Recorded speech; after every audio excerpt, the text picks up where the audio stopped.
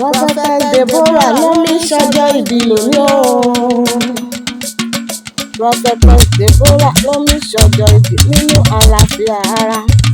Mo bá ọ dúpẹ́ lọ́wọ́ ayérayé ọba tó dá ọ sí òun ọmọ níṣẹ́ má bẹ̀rù. Ọlọ́run ọba ló ṣe ẹ́ lóore. Ó ti ṣáájú òní o. Ó ṣọ̀pọ̀lọpọ̀ ọdún láyé nínú àlàáfíà ara. Mo fẹ́ bá ọ délùú bàbá tó bí ọlọ́mọ. Ìwọ lọmọ wọn nífẹ̀ẹ́ òye.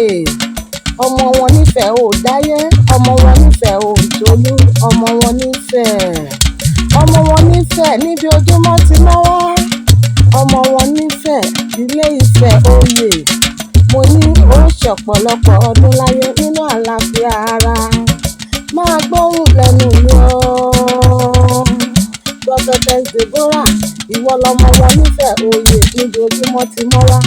Wọn kì í dúró kí wọ́n nífẹ̀ẹ́ Ọọ̀ni. Wọn kì í bẹ̀rẹ̀ kí wọ́n nífẹ̀ẹ́ òdáyé. Ẹni bá dúró kí wọ́n nífẹ̀ẹ́ Ọọ̀ni. Ọ̀gọ́ra ní bọ́rù wọn láṣọ. Happy birthday to you. Happy birthday to you.